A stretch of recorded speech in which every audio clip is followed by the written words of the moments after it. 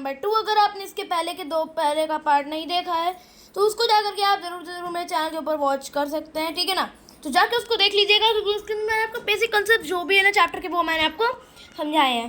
तो चलिए आज हम लोग देखते हैं वही क्या क्या पढ़ना है। सबसे पहले तो आज इनडेफिनिट आर्टिकल्स के यूजेस पढ़ेंगे कि कहाँ कहाँ यूज़ होते हैं। तो यूजेस ऑफ पढ़ेंगे पहले ए, फिर पढ़ेंगे एन के यूजेस। तो चलिए फिर इसके स्टार्ट करते हैं लेक्चर को।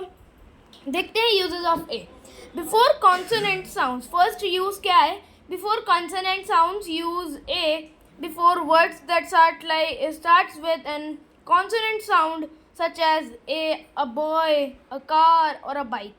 क्लियर? अब देखो क्या कह रहा है कि यूजेस ऑफ ए कहाँ होता है। सबसे पहला यूज, बेसिक यूज होता है कॉन्सोनेंट साउंड से पहले। जहाँ पे भी कॉन्सोनेंट साउंड दिख जाए, जैसे बॉय, बॉय में ब क्या है? कॉन्सोनेंट है। कार में क एक कॉन्सोनेंट है। बाइक में ब, ये भी एक कॉन्सोनेंट है। तो जहाँ पर भी तुम्हें कॉन्सोनेंट साउंड दिख जाए वो हमारा क्या होगा? वहाँ पर हमेशा आप ए का यूज करोगे। Then before words with a pronounced h, मतलब ऐसे वर्ड्स जिनके पास एक एच होता है स्टार्टिंग में। प्रोनाउंस्ड एच नहीं होता है, वो साइलेंट होता है। Use a before words that start with pronounced h such as a horse. अब हॉर्स है, ये प्रोनाउंस्ड है यहाँ पर, लेकिन अगर आप कहोगे हॉर्स, ये तो एक कॉन्सोनेंट है, तो यहाँ मतलब है कि कॉन्सोनेंट है तो यहाँ पे ए आएगा, ठीक है। तो ये ए इस तरीके से यहाँ पे आ जाएगा।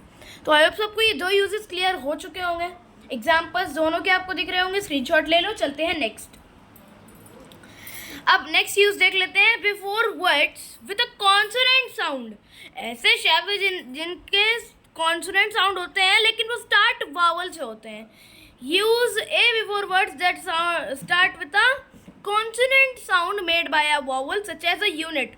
अब देखो यूनिट जो है, अब कहोगे कि यू तो एक वावल है, तो यूनिट। अब इसमें देखो तो वाई का साउंड आ रहा है ना, य का साउंड आ रहा है। यूनिट, य का साउंड आ रहा है कि नहीं आ रहा है, जो कि कॉन्सोनेंट साउंड है। तो यहाँ पर ए आ जाएगा इसके पहले। अब कुछ लोग सोचेंगे यहाँ पे एन लग जाएगा। भाई इस तरीके से ही नहीं करना होता। मैंने आपको लास्ट क्लास के अंदर भी बताया था कि जब भी आपको वावल दिख जाए तो ज़रूरी नहीं हर बार उसमें एन ही आएगा। अगर उसके साउंड वावल वाले हैं तो एन लगेगा, और अगर साउंड कॉन्सोनेंट वाले हैं तो उसमें ए लगेगा। Clear? Then with non specific titles use a with non specific titles. Non specific जो टाइटल्स होते हैं ना, उनके साथ आप इसका यूज़ कर सकते हो, जैसे कि a president, a doctor, a queen, इस तरीके से। अब आगे के यूज़ देख लेते हैं। Use with non specific countries, इनको नॉन स्पेसिफिक कंट्रीज के साथ, मतलब कंट्रीज के साथ कोई आर्टिकल्स ही नहीं लगता है, ठीक है। जैसे आप क्या कहते हैं, यूएसए बोल सकते हो आप, the USA, a USA, an USA नहीं बोल सकते, ठीक। विद नॉन स्पेसिफिक कॉन्टिनेंट्स, भाई जो नॉन स्पेसिफिक कॉन्टिनेंट्स हैं उनके साथ आप ए का यूज़ नहीं करते, उनके साथ अलग उसका यूज़ होता है, वो आगे पढ़ेंगे हम लोग। Then with non specific geographical areas use है with non specific geographical areas such as a city और अ स्टेट। मतलब जी ये नॉन स्पेसिफिक जोग्राफिकल एरियाज के साथ यूज होता है। ये सारे यूज़ होते हैं, मतलब वैसे तो कोई आर्टिकल्स नहीं यहाँ पर कंट्रीज़ के साथ, कॉन्टिनेंट्स के साथ यूज़ नहीं होते, बट नॉन स्पेसिफिक जो कम स्पेसिफिक होंगी ना, मतलब जो न्यू कंट्रीज़ है जिनको आप स्पेसिफिकली नहीं जानते, वो ए, उनके साथ ए लग सकता है, और कॉन्टिनेंट्स के साथ भी ए कभी कभार लगता है, बाकी तो द ये सभी लगता है। और लास्ट में हमारा स्पेसिफिक जोग्राफिकल एरियाज जो है ना, उनके साथ ए का यूज़ होता है, नॉन स्पेसिफिक जो होंगे। अब एन का एक ही यूज़ होता है, सिर्फ और सिर्फ एक ही यूज़ होता है एन का, वो देख लो, वीडियो एंड होने वाली है बस, ठीक है ना। क्योंकि यूजेस जो होते हैं ना आर्टिकल्स के, अब देखो क्या है, आर्टिकल एक तरीके का डिटर्मिनर का मतलब मैंने लास्ट क्लास के अंदर भी आपको बताया था, इसीलिए मैं कह रहा हूँ जाकर उस वीडियो को ज़रूर से ज़रूर वॉच कर लो।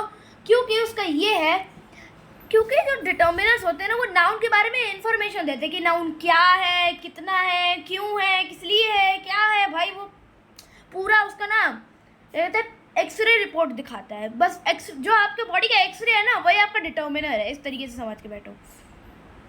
एक और चीज़, लोग डिटर्मिनर जो होता है ना, डिटर्मिनर स्पेलिंग होती है, आपको स्क्रीन के ऊपर दिखा रहा हूँ, इसको लोग बहुत सारे डिटरमाइनर बोलते हैं, डिटरमाइनर। और आपने मैथ्स के अंदर भी देखा होगा, जैसे x का मान ज्ञात करो तो इंग्लिश में लिखा होता है determine the value of x, तो उसको क्या पढ़ते हैं लोग, determine the value of x। तो भाई डिटरमाइन नहीं होता है हमारा, इसका जो प्रोनाउंसिएशन है वो है डिटरमिन और डिटरमिनर्स। क्लियर?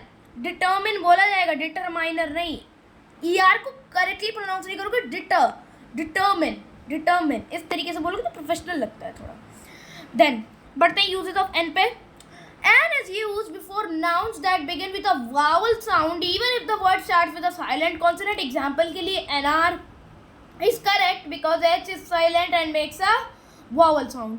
देखो एन क्या होता है ना, जहाँ पर भी तुम्हें वावल साउंड दिख जाए, जहाँ पर भी तुम्हें वावल साउंड लगे कि हाँ वावल साउंड आ रहा है, जैसे कि आप कोई भी जो आप सोच सकते हो, ईयर, ईयर जो है तो एन ईयर बोला जाएगा, अ ईयर नहीं, एन ईयर।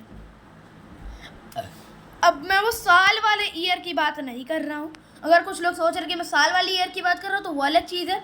मैं कान वाली ईयर की बात कर रहा हूँ तो वो एन पढ़ा जाएगा, एन ईयर। क्लियर? और जहाँ पर तुम्हें कोई साइलेंट कॉन्सोनेंट मिल जाए, जैसे साइलेंट कॉन्सोनेंट का मतलब, जैसे आप बोलते हो NR तो उससे आप हावर तो नहीं पढ़ते हो ना, HOUR को आप हावर तो नहीं पढ़ते हो, आप आर पढ़ते हो, आर पढ़ते हो ना। आर में देखो ओ, आ ओ आर, आर का साउंड निकल रहा है, अ का साउंड निकल रहा है, तो आ तो एक वावल है ना भाई, तो उसके साथ एन लगेगा। और जहाँ पर तुम्हें एच साइलेंट दिख जाए, जहाँ कहीं भी तुम्हें एच दिख जाए ना, वो भी साइलेंट हो और वो वावल साउंड बनाएगा तो वहाँ पे एन लगेगा। भाई साइलेंट साउंड्स, आपको बस साउंड पे फोकस करना है, वर्ड पे नहीं। पता चला आप वर्ड के हिसाब से लगा रहे हो तो भाई आप सबसे बड़े बेवकूफ़ हो। ठीक? जो भी आज तक आपके अगर कोई दोस्त है ना जो वर्ड को देखकर ए एंड एन लगाते हैं, भाई वो सबसे बड़े बेवकूफ़ हैं। उनको जाके कह दो, मुंह पे कहना जाके कि भाई मेरे भैया ने कहा है, भाई वो बेवकूफ़ हो एक नंबर के। क्लियर? बेवकूफ़ हो, क्योंकि ए एंड एन भाई साउंड के यूज़ करके लगाया जाता है, भाई कोई वर्ड का यूज़ नहीं किया जाता इसमें। क्लियर? तो आई होप आपको जितने भी यूजेस होंगे इनडेफिनेट आर्टिकल्स के, आज मैंने इनडेफिनेट आर्टिकल्स की बात करी है। इनडेफिनेट आर्टिकल्स जो भी देखो, जितने भी बेसिक कंसेप्ट है ना आर्टिकल्स के, कि आर्टिकल्स क्या है, कैसे हैं, क्यों होते हैं, कितने होते हैं, वो सब मैंने तुम्हें लास्ट लेक्चर के अंदर बता रखे। नहीं देखा है तो स्क्रीन के ऊपर लगा दूंगा, जाके इस वीडियो को वॉच ज़रूर से ज़रूर कर लेना। तो इसी के साथ मिलूंगा हम जल्दी से अपने अगली वीडियो में, तब तक के लिए stay connected, keep learning and thank you very much.